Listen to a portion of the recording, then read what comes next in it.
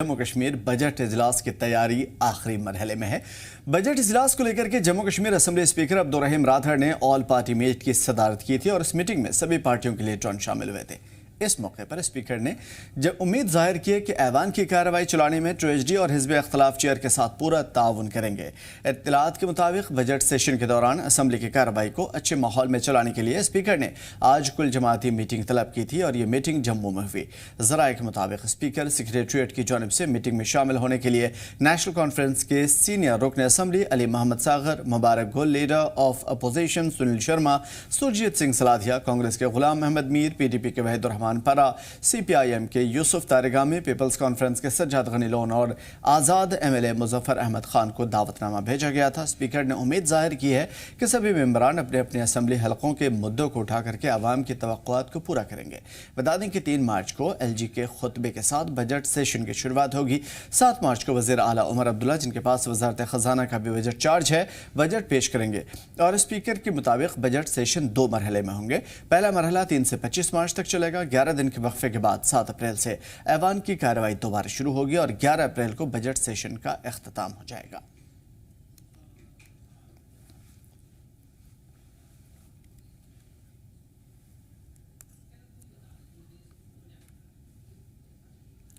तो फिलहाल जो उमर सरकार की बजट है उस पर सभी की नज़र टिकी हुई है। नेशनल कॉन्फ्रेंस के डिप्टी सदर और जम्मू कश्मीर के CM उमर अब्दुल्ला 2 मार्च को जम्मू में विधायक दल की मीटिंग की सदारत करेंगे। पार्टी विधायकों को भेजे गए नोटिफिकेशन में ईदगाह से NC MLA और पार्टी के चीफ व्हिप मुबारक गुल ने पार्टी विधायकों को इसके बारे में जानकारी दी है। बैठक बरोज़ इतवार 2 मार्च 2025 को दोपहर 2 बजे जम्मू के वजारत रोड वाक़ CM के सरकारी रिहायशगाह के बैंक्वेट हॉल में होगी। बता दें कि जम्मू कश्मीर असेंबली का बजट सेशन 3 मार्च से शुरू होने जा रहा है। जम्मू कश्मीर के CM और वज़ीर ख़जाना उमर अब्दुल्ला 7 मार्च को असेंबली में बजट पेश कर देंगे।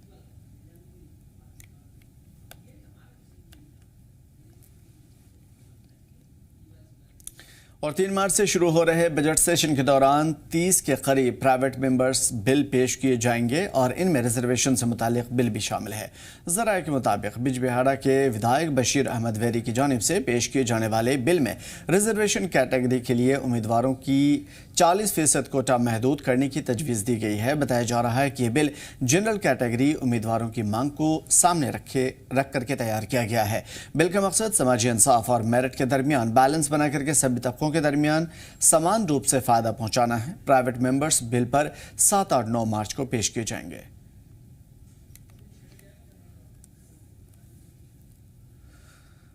और जम्मू कश्मीर असेंबली के 6 साल बाद बजट पेश होने जा रहा है। वज़ीर आला उमर अब्दुल्ला ने, जो कि वज़ीर ख़जाना भी है, पहली बार जम्मू कश्मीर का बजट पेश करेंगे। सभी 7 मार्च का बेसब्री से इंतज़ार कर रहे हैं। लोगों को उम्मीद है कि महंगाई और बेरोज़गारी को कम करने के लिए बजट में ख़ास इंतजाम किए गए हैं। वहीं नेशनल कॉन्फ्रेंस के तर्जुमान और जदीबल के MLA तनवीर सादिक ने अवाम को यकीन दिलाया है कि उमर सरकार का बजट अवाम के मफाद में होगा।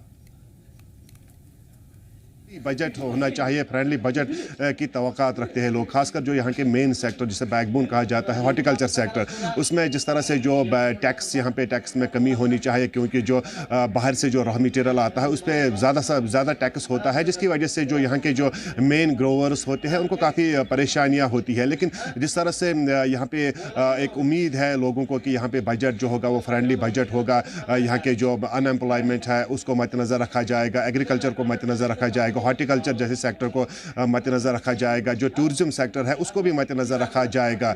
बिल्कुल, अगर जम्मू कश्मीर की बात करेंगे तो लगभग 6 साल के बाद यहाँ पे बजट जो है अपना पेश किया जाएगा, तो यकीनी तौर पे जम्मू कश्मीर की आवाम के लिए खुशाइन साबित होगा।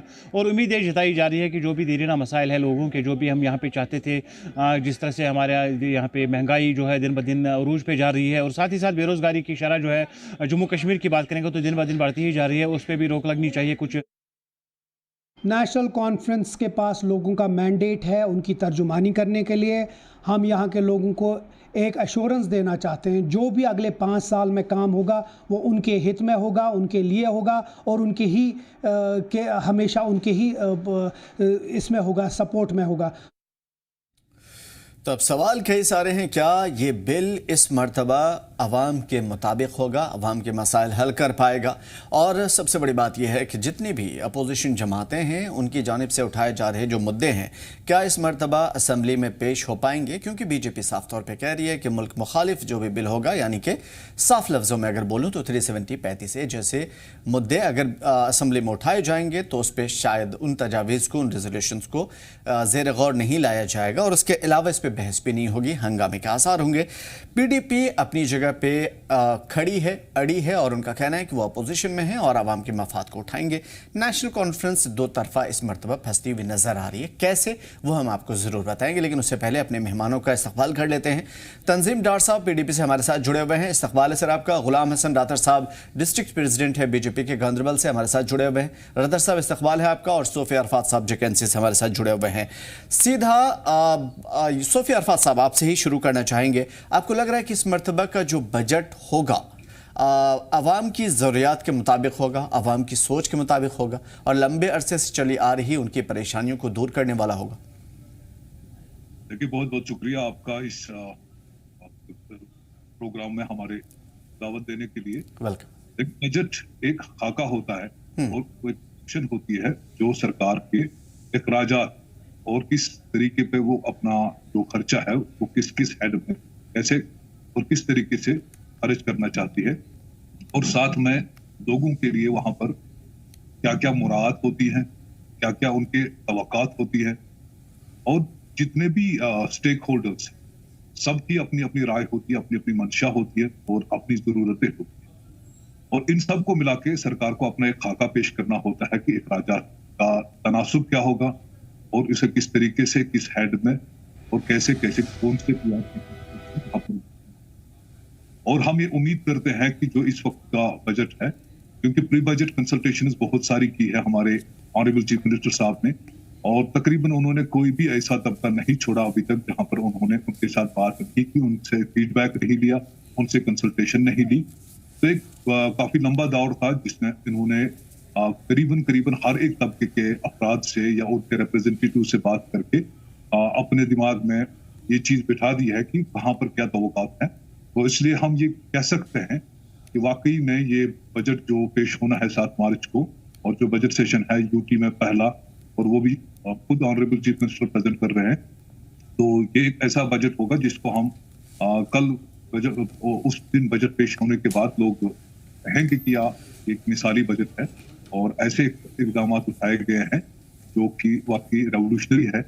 और ये हमारी भी तवक्कात है, पार्टी के वर्कर्स की भी, और जो वोटर्स हैं जिन्होंने वोट किया है या जिन्होंने नहीं भी वोट किया, तो सभी तबके के अफराद को इसमें कुछ न कुछ उनके लिए होना चाहिए। ठीक है सूफी साहब, इसमें एक सवाल और भी आपसे समझने की कोशिश करूंगा। जिस तरीके के हम देख पा रहे हैं अपोजिशन लीडर उनके बयान और उनके अपने अपने रद्द अमल, उस हवाले से अवाम के मसाइल भी हैं, अपोजिशन का एक बड़ा सैलाब भी है, कहीं ना कहीं उनके लिए आपके लिए चैलेंजेस भी हैं। आपको लग रहा है कि इस मरतबा चूंकि 6 साल के बाद पहली मरतबा यूनियन टेरिटरी में बजट पेश करना, क्योंकि बिल्कुल ढांचा अलग है, सिस्टम अलग है, और सबसे बड़ी बात यह है कि साथी जमातों का साथ भी नहीं है, आपको लग रहा है कि चैलेंज है इस मरतबा जेकेएनसी के लिए?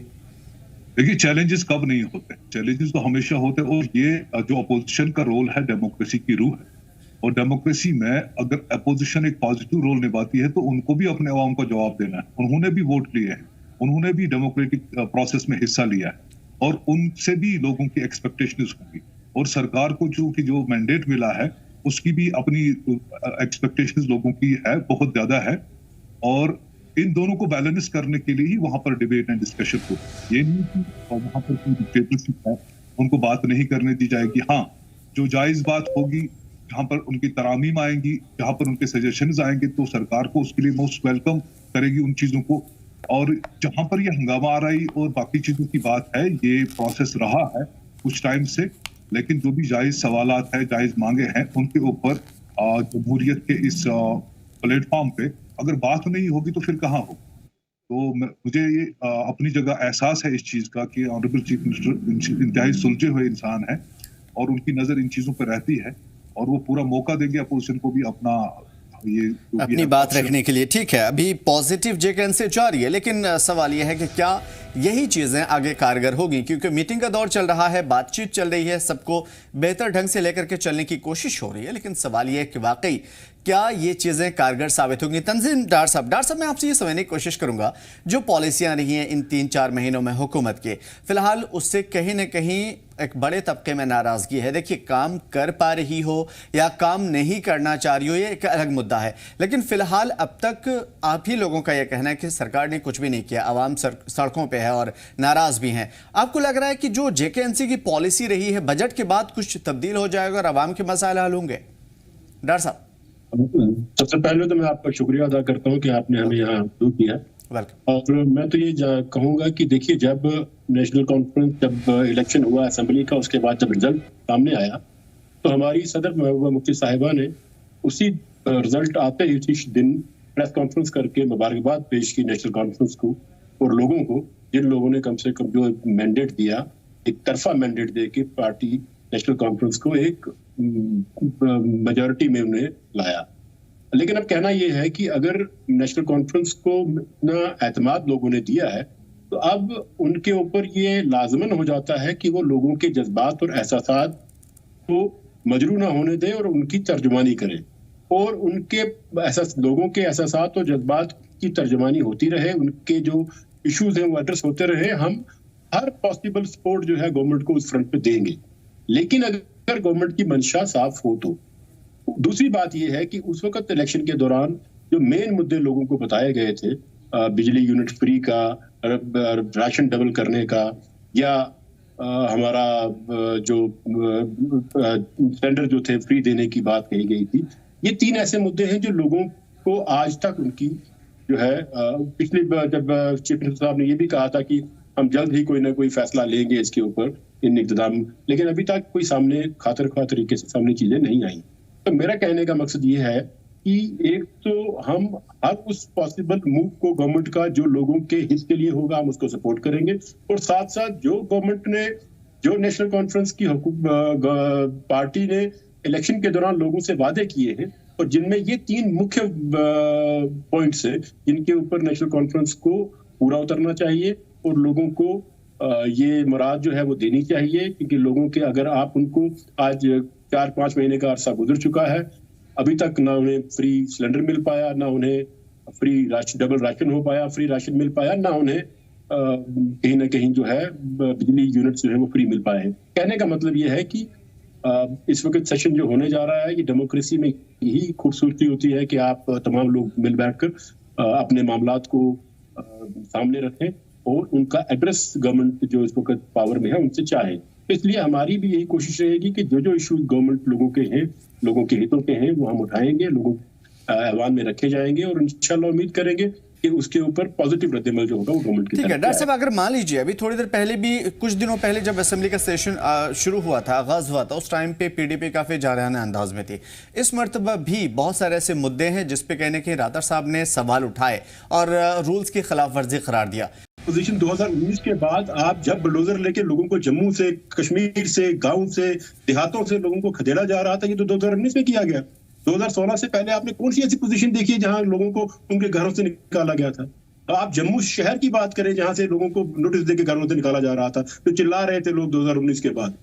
इसलिए आपको क्या ये खुद as a reporter, as a journalist ये चीज महसूस नहीं होती कि 2019 के बाद जिस तरह से जम्मू कश्मीर के लोगों के जज्बात को ठेस पहुंचाई गई, उनको घरों से खदेड़ा गया? हाँ, लेकिन जेकेएनसी तो यही कहती है कि अगर आज आपको इस बात का दुख है, दर्द है, तो कहीं ना कहीं जिम्मेदारी आपके ऊपर आयद होती है। 2019 से पहले ऐसे हालात कहां थे? किसने खदेड़ा किसी को घर से? मुझे ये बताइए ना। नहीं, बहुत सारी मिसालें मैं दूंगा, शायद ये बात लंबी ना हो जाए, इस वजह से मैं आपसे सिर्फ ये शॉर्ट में पूछूंगा। जेकेएनसी इसी बात का तो रो रही है कि आपको जब ऑटोनॉमी की बात आई, जम्मू कश्मीर के तहफ्फुज की बात आई, जम्मू कश्मीर को की बका की बात आई, तब आपने उन्हें रिजेक्ट कर दिया। और जब, यानी कि ये तमाम तरकार फरमाइयां जो हैं पीडीपी के ऊपर जेकेएनसी डालती है कि अगर ये सारी चीजें नहीं होती, जीएसटी नहीं होता, वो सब कुछ जो बिल प्रोटेक्शन खासतौर पर जम्मू कश्मीर की हिफाजत के लिए था, अगर आप वो ले आते तो शायद आज 2019 का रोना नहीं रोना पड़ता। डॉक्टर साहब, मैं ये कह रहा हूँ आपको कि जो चीजें जो बातें आप कर रहे हैं जिस तरह की, मैंने पहले आपसे ये कराया कि ऑटोनॉमी की जहां तक आप बात कर रहे हैं रेजोल्यूशन की, वो रेजोल्यूशन तो जब भारतीय जनता पार्टी के साथ नेशनल कॉन्फ्रेंस मरकज में हुकूमत में थी, मुफ्ती उमर साहब उस गवर्नमेंट का हिस्सा थे, रेजोल्यूशन पास करके यहाँ से उन्होंने दिल्ली भेजा, दिल्ली वालों ने जाकर डस्टबिन में डाला उस रेजोल्यूशन को। उस ऑटोनॉमी के रेजोल्यूशन की बात तो 96 की बात है, वो तो जब उन्हीं का खुद ही रिजेक्ट किया हुआ रेजोल्यूशन था, उन्होंने उसके ऊपर मेजोरिटी होने के बावजूद 1996 में उस पर कोई स्टैंड नहीं लिया, उस गवर्नमेंट को क्रिटिसाइज नहीं किया जिस गवर्नमेंट के साथ ये मरकज में हुकूमत में थे। कौन सी रेजोल्यूशन की बात आप कर रहे हैं? ऑटोनॉमी के रेजोल्यूशन तो इन्होंने खुद असेंबली में पास करके मरकज में भेजा। मैंने आपको 4 रेजोल्यूशन की बात की और ये चारों रेजोल्यूशन आप जरूर देखने की कोशिश करिएगा। आप ये चारों रेजोल्यूशन रिजेक्ट हुए थे, 2016 की बात कर रहा हूं मैं, और ये सारी चीजें फारूक साहब ने और उमर साहब ने पेश की थी। मैं कोई हवाई डॉक्टर साहब, मैं कोई हवाई बात नहीं कर रहा हूं और कर भी नहीं सकता आपके सामने में, आप पढ़े लिखे इंसान हैं। आप लॉजिक बता रहा हूं, मैं भी आपको हवा में बात नहीं कर रहा, मैं आपको लॉजिक बता रहा हूं। मैं ये कह रहा हूं कि क्या 1996 की जब असेंबली बनी, ऑटोनॉमी का रेजोल्यूशन पास करके असेंबली ने मरकज में नहीं भेजा? उस वक्त उमर साहब हुकूमत में थे, उस वक्त मंत्री थे, वो एनडीए में थे, उस वक्त तो रेजोल्यूशन को रद्दी के डब्बे में डाला गया था। हाँ बिल्कुल, इसमें कोई शक नहीं। बहुत सारे ऐसे वाकयात हैं जिसमें जेकेएनसी को जिम्मेदार ठहराया जाता है, लेकिन मेरा ये का मकसद है कि जिस रेजोल्यूशन को रेंसी ने पास करके रद्दी के डब्बे में फेंकने के बाद भी उस पर कोई बात नहीं की, अब हमें कहते हैं कि आपने क्यों नहीं किया। मैंने कहा ना, हमारी सेंसिटिविटीज आप देखें, 2 चीजें हैं। लोगों 2019 के बाद जो लोगों के साथ जिस तरह से उन्हें उनकी अराजी जमीनों से खदेड़ा गया, उसकी जरूरत महसूस 2019 के बाद ज्यादा हो गई, इसलिए आज वो रेजोल्यूशन लाया जा रहा है। नशे की हालत आज इस तरह जगह पहुंच चुकी है कि आज भी देखिए जगह जगह लोग जो है, कहीं चाहे वो ड्रग अब्यूज हो, चाहे वो शराब मसला हो, कई लोग उजड़ के रह गए हैं, घर उजड़ के रह गए हैं। क्या आप क्या समझते हैं कि कोई चीज हम इसको न लाएं, इन चीजों जो लोगों के? नहीं, बिल्कुल लाइए, लोगों के तहफ्फुज़ हैं तो बिल्कुल उसमें लाइए। गुलाम हसन साहब की तरफ आते हैं। 2-3 बिल ऐसे हैं जिसके ऊपर मैं चर्चा करना चाहता हूं खास तौर पे, और उसको बारीकी से समझेंगे। गुलाम हसन साहब, जिस तरीके की बिल है, जैसे शराब का ही मुद्दा ले लीजिए, ठीक है, जमीन के तहफ्फुज़ात का मसला जो है वो बहुत बड़ा है और शायद आगे भी चलेगा। मैं आपसे समझूंगा कि आप शराब जैसे बिल वगैरह जो है, अगर उस पर पाबंदी की बात करेंगे, आपको लग रहा है कि जम्मू कश्मीर के लिए या जम्मू कश्मीर की भलाई के लिए फ्यूचरिस्टिक बेहतर होगा, क्योंकि टूरिज्म एक बहुत बड़ा सेक्टर आपके यहाँ? सबसे पहले मैं सूफी साहब को जवाब देना चाहता हूँ, क्योंकि अभी सूफी साहब ने फरमाया कि जो सेंटर की जो गवर्नमेंट है वो कुछ अलग चाहती है। देखिए, हमारे यहाँ हमारे भी मेंबर्स हैं, सेकंड लार्जेस्ट पार्टी हमारी है भारतीय जनता पार्टी, और जो हमारी जो मरकजी हुकूमत है वो नहीं चाहेगी। अगर वो चाहती तो ऑटोमेटिकली बीजेपी भी सफल होती। अगर वो ऐसा चाहती कि हम थोड़ा सा हार्म करें या प्रेशराइज करें या परेशान करें कश्मीर के लोगों को, तो यहाँ हमारे भी एमएलएज है और वो भी चाहते हैं कि वो लोगों की खिदमत करे। इसलिए कोई ये नहीं है, कोई क्या है कि कोई डिफरेंस नहीं है। हम नहीं चाहते हैं कि गैर मसावी हो सब कुछ, लेकिन हम चाहते हैं कि सब कुछ ठीक हो, चाहे कोई भी हो, कश्मीर का बंदा जो भी हो, कोई भी पार्टी हो, अच्छे से काम करे, नेशनल कॉन्फ्रेंस से अच्छे से काम करे। दूसरी बात ये, ऐसा कह रहे थे कि उखाड़ फेंका है लोगों को जम्मू में या श्रीनगर में, लेकिन मुझे ये कहना है कि देखिए, नेशनल कॉन्फ्रेंस और जो पीडीपी है, इन लोगों ने हमारे जवानों को अंधा बनाया है, नाबीना किया है, और कितने सारे पैलेट्स। क्या गुलाम हसन साहब, क्या ये बात दोबारा दोहराइएगा आप, क्या जवानों को अंधा किया है, बहरा किया? आप फिर से बोलिएगा प्लीज। जी देखिए, आप नेशनल कॉन्फ्रेंस की जब हुकूमत थी, उमर साहब की हुकूमत थी, तो कितना कुछ हुआ था, कितने जवान मरे थे, और आज तक वो बेचारे अभी भी अपाहज है, और वो किसी बीजेपी ने नहीं किया है, वो हमारे नेशनल कॉन्फ्रेंस। ठीक है, इसका जवाब वो खुद देंगे क्योंकि जेकेएनसी के लीडर हमारे साथ जुड़े हुए। मैं आपसे इतना समझूंगा, गुलाम हसन साहब, सारी चीजें आपके सामने में है, आप जम्मू कश्मीर की एक एक बारीकी के बारे में शायद मुझसे बेहतर आप लोग जानते होंगे। अब मुझे बताइए कि जम्मू कश्मीर का रियासत का दर्जा छीन करके उसको डस्टबिन में डाल दिया, उसको बिल्कुल डिग्रेड कर दिया, उसके पास जो स्पेशल स्टेटस थे, पावर थे, लोगों के पास जो हुकूक थे, वो छीन करके आपने खत्म कर दिया, और अब उसे एंटी नेशनल का टैग लगा देते हैं।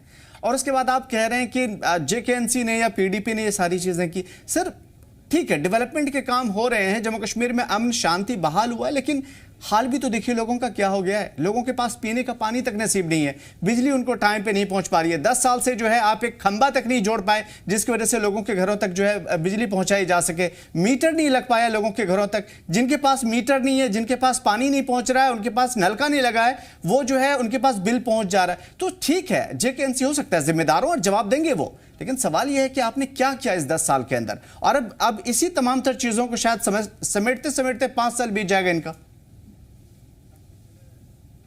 देखिए, जैसे कि आप कह रहे हैं कि हमने किया है, हमारी कोई हुकूमत नहीं थी भारतीय जनता पार्टी की। पूरा आपके पास हाथ में पावर था सर, अभी भी पावर है, आप कह रहे हैं कि आपने नहीं किया।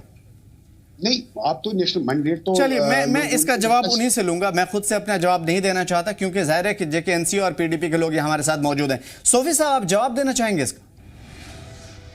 देखिए, अगर हम इन चीजों पे जो इन्होंने यहाँ पर मुद्दे उठाए हैं जी, यहाँ पर प्रॉब्लम्स है, ऐसा नहीं है कि बहुत सारी चीजें गलत हुई है जो भी सक्सेसिव रिजीम्स आई है।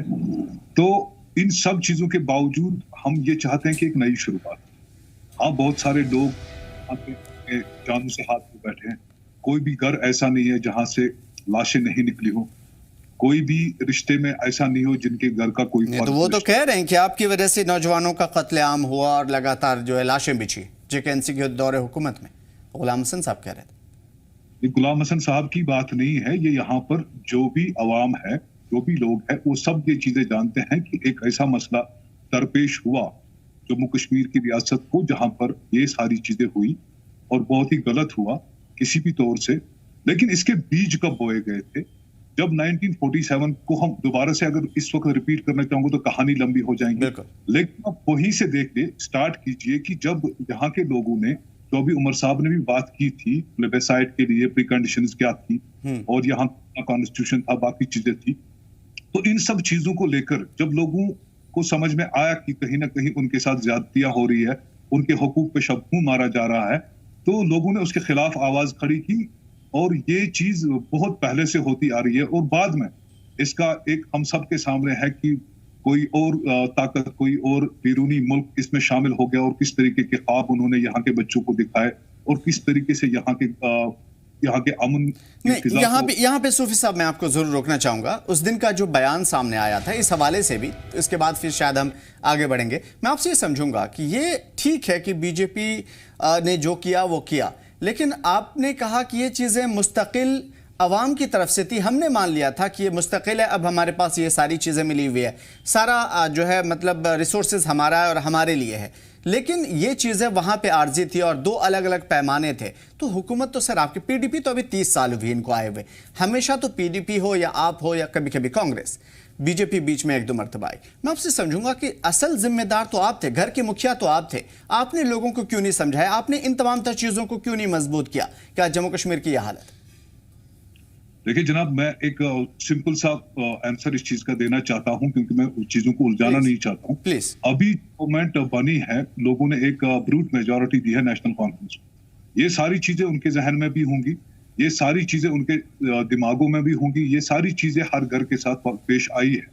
और ये सब चीजों के बावजूद भी अगर इस वक्त यहाँ के अवाम ने ये चाहा कि एक सरकार बने और ये इन मसलों का खात्मा हो, जो परेशानियां थी, जो अमान की सूरत हाल थी, जो लॉ एंड ऑर्डर की सिचुएशन थी, जो यहाँ पर एक सोच पैदा हुई थी जिसके तहत ऐसा कुछ हुआ, तो लोग, क्योंकि उसमें आप देख लीजिए वो सब लोग भी शामिल थे इस इलेक्शन में जिन्होंने उस वक्त हमारे नौजवानों को उकसाया, उनको हथियार उठाने पे मजबूर किया। और ये सब लोग अगर समझते हैं कि हाँ जो इतने सालों में हुआ है वो सब गलत था, तो एक नई शुरुआत करते हैं और इस नई शुरुआत के तहत एक नई सरकार सामने आई। और ये चीज मरकजी सरकार को भी अंडरस्टैंड करनी चाहिए कि जो इस वक्त हालात को, जो अमन अमान की सूरत हाल नजर आ रही है, हो सकता है ये कॉस्मेटिक ही हो कि लोग या बाकी जितने भी एलिमेंट्स हैं वो इन सब चीजों को मॉनिटर कर रहे हो और कहीं ना ऐसा ना हो कि खुदा ना खास्ता दोबारा हमें वैसी सिचुएशन का सामना करना पड़े जो आज से 30 या 40 साल पहले हुआ था। और यहाँ पर इस वक्त इस चीज को मैं अक्सर ये बात जब भी मैं बात करता हूँ, यहाँ के लोगों को एम्पैथी की जरूरत है। एम्पावरमेंट की जरूरत है और इसी से पुराने जख्म उन पर मरहम लगाया जा सकता है, ना कि अगर हम दोबारा से यहाँ के लोगों के साथ वही we are starting pushing them against the wall, what will happen. बहुत सारी चीजें होंगी जो हमारे वहम गुमान में भी नहीं होगा। मैं इस वक्त तारीख में ज्यादा डीप नहीं जाना चाहूंगा क्योंकि मैंने आपको पहले ही अपनी ये बात बता दी कि I am not representing national conference capacity, तो मेरे लिए भी इस वक्त शायद वो नेशनल कॉन्फ्रेंस का जो इसके ऊपर अपना रद्द-ए-अमल होगा वो ऑफिशियली देना मुनासिब नहीं होगा। वो क्या इस चीज को लेकर समझते हैं, तो मैं अपनी कैपेसिटी में। ठीक है तंजीम डॉक्टर साहब, मुझे सिर्फ 30 सेकंड दीजिए, आपका टाइम है, माफी के साथ आपसे 30 सेकंड ले रहा हूं। सूफी साहब, मुझे एक चीज जानना था, ठीक है, जेकेएनसी जो भी कर रही है बहुत पॉजिटिव होकर के चल रही है, उसमें कोई शक नहीं। मैं आपसे ये समझूंगा कि बार बार ये पीडीपी या दूसरी जमातों का ये कहना है, इवन आज़ाद उम्मीदवार का भी, कि जेकेएनसी की इन तमाम तर कोशिशों के बावजूद ना तो एलजी इंतजामिया उन्हें घास डालती है, ना ही सेंटर की गवर्नमेंट, तो फिर जाहिर है कि आगे रिफॉर्म की बात ये क्या कर पाएंगे? इसी चीज को हम सब लोग मॉनिटर कर रहे हैं, जो जेएनके की पॉपुलेशन है वो इसी चीज को मॉनिटर कर रही है कि अगर यहाँ पर लोगों ने एक इलेक्टेड गवर्नमेंट चुनी अपने मसले मसाइल को हल करने के लिए और अपनी जज्बात की तर्जमानी करने के लिए, जो भी चीजें, जो भी ख्वाहिशें यहाँ के लोगों के आवाम के दिलों में है उनको ठीक करने के लिए, और अगर उसका जवाब मस्बत तरीके से बीजेपी की मरकजी सरकार नहीं देती है, तो जाहिर सी बात है यहाँ के लोगों के दिलों का क्या हाल होगा, यहाँ के लोगों के जज्बात, यानी और भी ज्यादा हालात बद से बदतर होंगे। ठीक है, गुलाम हसन साहब से इसका जवाब लेंगे। तंजीम डार साहब, मैं आपकी तरफ आऊंगा। जिस तरीके की बातें हो रही है, सूफी साहब ने भी कई सारी इशारों में कुछ वाज़ी चीज़ें बताई, गुलाम हसन साहब ने भी कहा।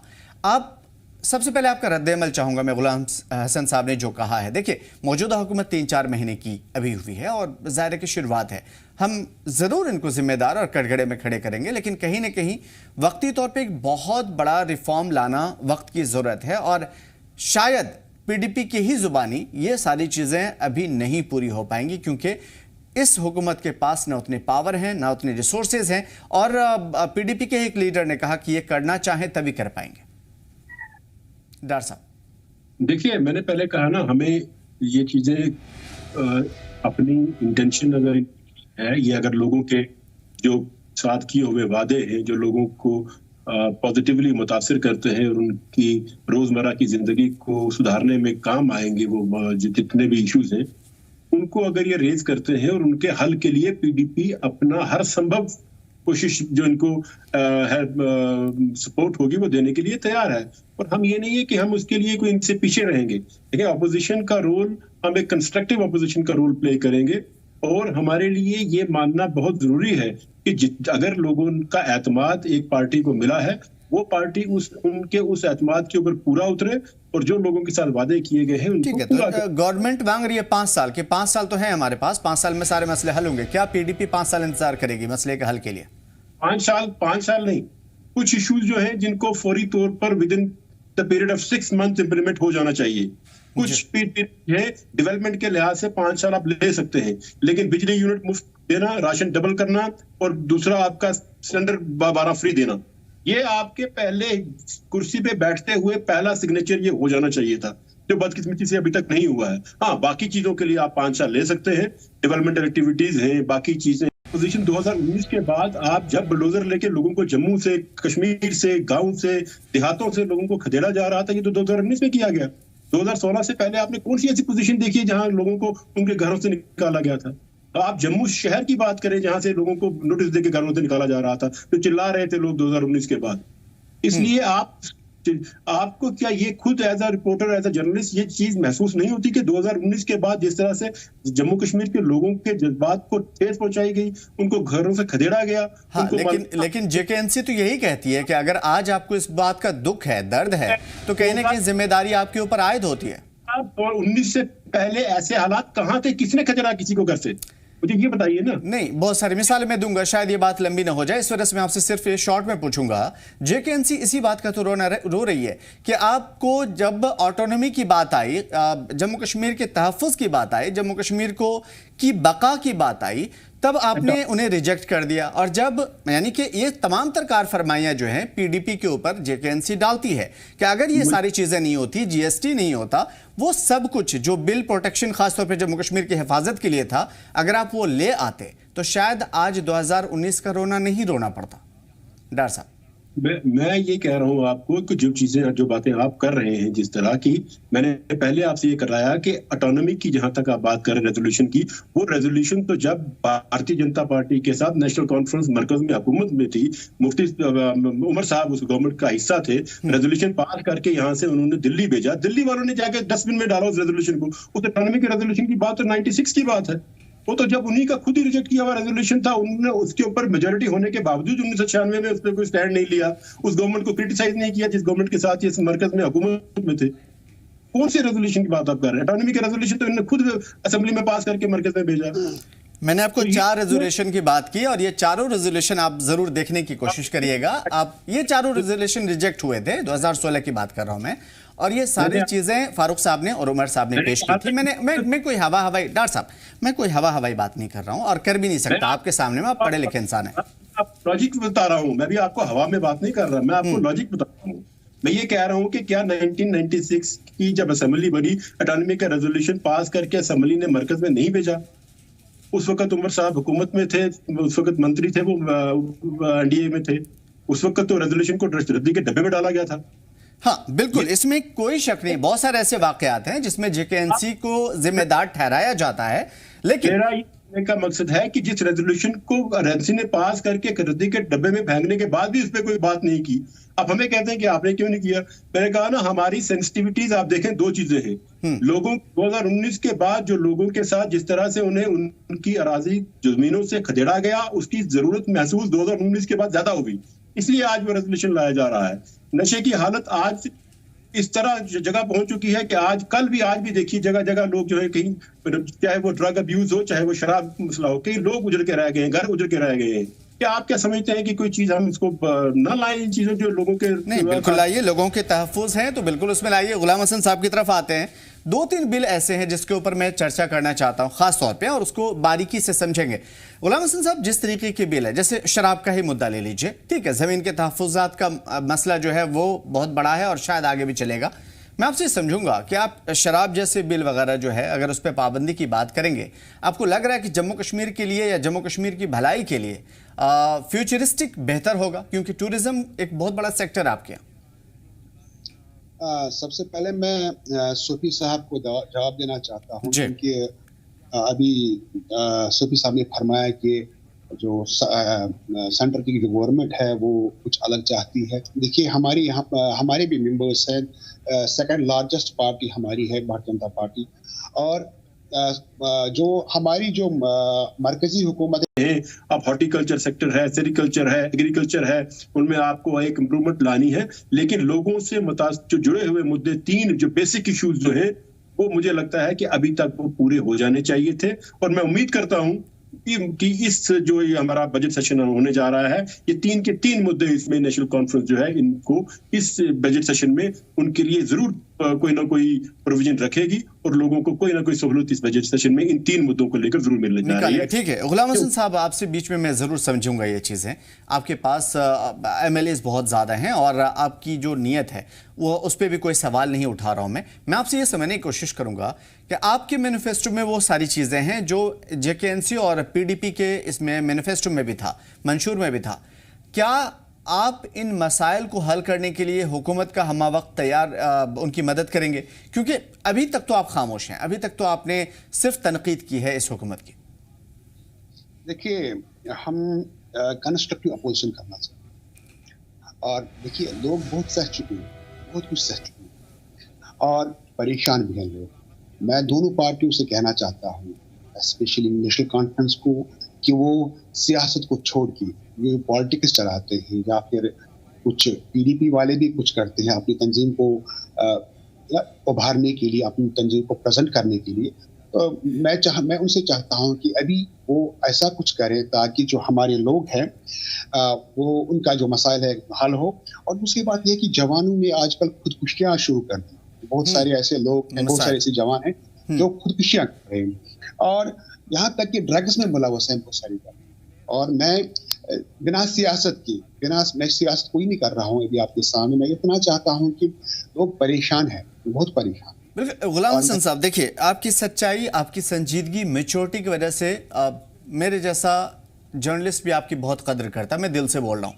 लेकिन सवाल यह है कि इन मीठे लफ्ज़ों में कुछ सच्चाइयां हैं जो हकीकत से परे है। सर, ये तमाम तर चीज़ें तब मुमकिन हो पाएगी जब आप स्टेटहुड सीधा इनको दे दीजिए, पावर इनको दे दीजिए। अभी टू सेंटर पावर की वजह से इनके पास कोई भी चारा नहीं है, आप इनको अपनी मीटिंग तक में नहीं बुलाते हैं। लॉ एंड ऑर्डर का मामला ऐसे ही अधर में लटका हुआ है। इकोनॉमी तो जाहिर सी बात है, जम्मू कश्मीर की क्या हालत है वो आपको मालूम है। सिर्फ हमारे पास दिखाने के लिए क्या है, ट्रेन चल रही है हमारे यहाँ, रोड बन रहा है हमारे यहाँ, टूरिज्म आसमान पे है, यात्राएं हो रही है। सर, जो मेन काम है, असल में अगर हमें भूख लगी है ना तो हम चॉइस नहीं देखेंगे, पहले पेट भरेंगे। एटलीस्ट इन्हें स्टेटहुड दे दीजिए आप इन्हें। देखिए, प्राइम मिनिस्टर साहब ने प्रॉमिस किया है, हमारे होम मिनिस्टर साहब ने प्रॉमिस किया है, हम स्टेटहुड देंगे और वो डेफिनेटली जम्मू कश्मीर को स्टेटहुड मिलेगा। हम उसके खिलाफ नहीं हैं, लेकिन इनको मैं इनसे गुजारिश करना चाहता हूं कि वो जितना कुछ अभी उनके पास है उसका अच्छे से फायदा उठाए और लोगों को फायदा पहुंचाने की कोशिश करें। सियासत ना करें, एक दूसरे को वो टाइम जाया ना करें, एक दूसरे के ऊपर इल्जाम लगाना, एक दूसरे के ऊपर जैसे वो रक्स करना असेंबली में। मैं ये कहना चाहूंगा कि वो अच्छे से साफ दिली के साथ, एक नीति के साथ वो लोगों के मसाइल सामने रख के उनको हल करने की कोशिश करें। बाकी जो स्टेटहुड इनको मिलेगा, बस ये तो इनके लिए बहाना है। बाकी जितने डिपार्टमेंट इनके पास है, सब आपको क्यों लग रहा है कि लोग सियासत कर रहे हैं या फिर बहानाबाजी कर रहे हैं, ऐसा क्यों लगता है? देखिए, आपको पता है कि कश्मीरी जो है, कश्मीरी बिल्कुल इनोसेंट लोग हैं। उनको ये पता नहीं है कि ठीक क्या है गलत क्या है, उनको दिखाया गया है, उनको बेवकूफ बनाया जा रहा है। कभी धर्म के नाम पे, कभी उस नाम पे, कभी उस नाम पे, कभी रुमाल के नाम पर, जैसे कि लास्ट टाइम मैंने बताया, कभी नमक दिखा रहे थे वो ऐसा बिल्कुल, या अभी 370 आर्टिकल को वापस लाने के, रेस्टोर करने के लिए ये लोग बुद्धू बना रहे थे लोगों को, ताकि इनको मैंडेट मिले, और वो तो मिल चुका है। आप लोगों ने प्रॉमिस किया है लोगों को, अब इनका काम है कि वो प्रॉमिस कैसे फुलफिल करें, क्योंकि लोग परेशान, मैं पहले भी बता चुका हूं। इनका काम है अभी हमारे लोगों को राहत देना, इनका काम है जो प्रॉमिस हम लोगों ने किया है। बाकी हमारा जो प्रॉमिस है, हमारा प्रॉमिस ये है कि हम स्टेटहुड देंगे। बाकी जो इनके पास जो कंट्रोल है, जिन डिपार्टमेंट के पास इनके कंट्रोल है, तो सभी डिपार्टमेंट्स ऐसे हैं कि जिनके पास कंट्रोल है, लेकिन इनको वो उन चीजों को यूटिलाइज करना चाहिए, इन पावर्स को यूटिलाइज करना चाहिए प्रैक्टिकली। सर, पता नहीं आप किस पावर की बात कर रहे हैं, हालांकि वो अप्रोप्रिएट टाइम कब आएगा, जिस अप्रोप्रिएट टाइम की बात हर बीजेपी का लीडर करता है। लेकिन खैर, मसाइल उन तमाम तर चीज़ों से शायद हल नहीं होंगे। और रही बात जो आप बात कर रहे थे, सबसे बड़ा मुद्दा इस वक्त बेरोजगारी का है। पिछले 2019 के बाद से और 2019 के थोड़ा 2-4 साल पहले का भी अगर आंकड़ा उठा लेते हैं, देखते हैं 2022-23 तक का आंकड़ा है हमारे पास, उसमें साफ तौर पे जाहिर है कि रोजगार के लिए एडमिनिस्ट्रेशन ने क्या कदम उठाया है। खैर, इन तमाम तर चीज़ों से शायद मसले हल नहीं होंगे। सोफी साहब, मैं आपकी तरफ आऊँगा। इस वक्त जो सिचुएशन है आपके पास, जो बातें हो रही है, और सबसे बड़ी बात यह है कि नौजवान एक बड़ा तबका जो है आपकी तरफ निगाह उठा हुआ है, क्योंकि बेरोजगारी नहीं होगी तो इसी तरह के जराइम होंगे। जैसे गुलाम हसन साहब कह रहे थे कि खुदकुशी भी अब बहुत ज़्यादा बढ़ने लगी है। जाहिर सी बात है, नशा बढ़ेगा, खुदकुशी बढ़ेगी, और लोगों के इन तमाम तर चीज़ों में और क्या करेगा लोग। आपको बेरोजगारी के लिए या फिर आम जो बेसिक ज़रूरतों जिसका वादा किया है आपने, और बार बार ये लोग टोकते भी हैं आपको लग रहा है कि आपके पास कोई ऐसा प्लान है जिसकी वजह से इन मसलों को हल किया जा सके? डेफिनेटली बात यह है कि जब भी ऐसा कोई प्लान होगा तभी जाके गवर्नमेंट अपना बजट भी पेश करिए, और अपने जो डे टू डे उनके प्रेस ब्रीफिंग्स होती है, या गवर्नमेंट के स्पोक्स पर्सन होते हैं या पार्टी के स्पोक्स पर्सन होते हैं, वो एश्योरेंस दे रहे हैं। तो जाहिर सी बात है कि कोई प्लान है, और वो प्लान क्या है, इसको हम बोलते हैं कि बिल्ली थैले से बाहर आ जाएगी 7 तारीख को, और फिर जितने भी वैगिंग टंग्स है, जितने भी लोगों के सवालात है, या तो उन सवालात के जवाब मिल जाएंगे, या तो उन सवालात के ऊपर चर्चा होगी। तो यही हम भी उम्मीद करते हैं, एक्सपेक्टेशन है लोगों की कि इस वक्त इंतहाई जरूरत है कि लोगों को किस तरीके का रिलीफ मिले। यहाँ के नौजवान के रोजगार को लेकर सरकार कितनी संजीदा है और कौन कौन से इकदाम उठा रही है। ये सिर्फ सरकारी मुलाजमतों की बात नहीं है, ये रिजर्वेशन की भी इसमें कई सारी चीजें हैं, जो मुद्दे हैं जो इस वक्त चल रहे हैं। और उसके साथ साथ जो फाइनेंशियल जो अपॉर्चुनिटीज एंटरप्रेन्योरशिप को लेकर हमारे नौजवान को कितनी चाहिए, उन सब को लेकर सरकार कितनी संजीदा है और उन्होंने उसके बारे में क्या लेखा जोखा है वो सबके सामने आना ही है। और हम पूरी उम्मीद करते हैं एज ए कॉमन कश्मीरी कि इन सब चीजों के ऊपर सरकार अपना जो मौकफ है, अपनी एक पॉलिसी है, वो लेकर सामने आए और उसके बाद एक डायरेक्शन दे इन सब चीजों को, ताकि यहाँ के लोग जितने भी जो पोस्ट ट्रॉमेटिक डिसऑर्डर सिंड्रोम के जो शिकार है लोग और जो साइकोलॉजिकल इश्यूज को लेकर यहाँ के नौजवान, यहाँ के बच्चे, माए बहनें, उनको ये दरपेश है, उससे वो निकल के आ सकते हैं। हाँ, मुझे पता है कि एक रात में, एक साल में कुछ नहीं होने वाला है, हाँ, लेकिन एक शुरुआत होगी।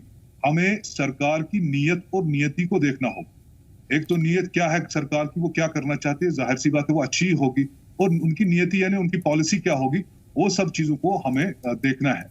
और तब तक मुझे लगता है कि जितनी भी हम यहाँ पर बहसबाजी कर रहे हैं, बातें कर रहे हैं या एक दूसरे के खिलाफ इल्जाम तराशी कर रहे हैं, इन सब चीजों को थोड़ा सा हम रोक के रखें और इन सब चीजों को हम बिल्कुल, ये नियत और नियति पे तो सबकी नजर है और जाहिर है कि इन्हीं तमाम तर चीजों के हवाले से हम आप हजरात से आइंदा भी मिलते रहेंगे। तंजीम डार साहब, मैं अब एक आखिरी चीज आपसे समझूंगा। अगर मान लेते हैं, देखिए हाइपोथेटिकल क्वेश्चन है, अनरियलिस्टिक है, मुझे नहीं मालूम आगे क्या होने वाला, शायद आपको भी नहीं मालूम। मैं आपसे समझूंगा, अगर मान लीजिए आप अपोजिशन में हैं, स्ट्रॉन्ग पोजीशन है आपकी और आपके जो एमएलएज हैं वोकल हैं, काफ़ी अच्छा बोलते हैं, मैं आपसे समझूंगा कि अगर ये चीज़ें रस्मी हुई, यानी ये पूरा सेशन रस्मी चला, इसमें कोई मंसूबे नज़र नहीं आए, तो पीडीपी का कदम क्या होगा लोगों के मफाद में? नहीं, मुझे उम्मीद है कि अच्छी बहसबाजी रहेगी इस सेशन में और लोगों के जो है वो उठाए जाएंगे अच्छी तरह से, और अपोजिशन में होने के नाते जो लोगों के मुद्दे होंगे उन लोगों को बखूबी उबारा जाएगा। और जिस तरह से हमारे मेन इंपॉर्टेंट बिल्स जो है, जो वहीद साहब की तरफ से या फयाज साहब की तरफ से बाकी जो राय है, ये लोगों के पीपल्स बिल है, ये लोगों के बिल हैं, इनको सरकार को कटिंग अक्रॉस पार्टी लाइंस इनको सबको मिलकर इन बिल को पास करना चाहिए। और दूसरा उसके साथ साथ जो बजट है, बजट को लेकर मैं उम्मीद हूँ कि इंशाल्लाह जो लोगों इस मरतबा लोगों की बेहतरी के लिए बहुत कुछ होगा। ठीक है, इस मरतबा जिस तरीके की मीटिंग का दौर चल रहा है, यही उम्मीद है। और जो आपने कहा वो ज़रूर ज़ेर गौर रहेगा, क्योंकि पॉजिटिव होना बहुत ज़्यादा ज़रूरी है और सभी का साथ होना बहुत ज़्यादा ज़रूरी है, जिस तरीके से गुलाम हसन साहब कह रहे थे। अब सवाल सिर्फ रहेगा नीयत का और नियति का, क्योंकि आने वाले दिनों में पल पल जम्मू कश्मीर के बदलते हालात क्या कुछ करेगा, किस करवट रुख लेगा, वो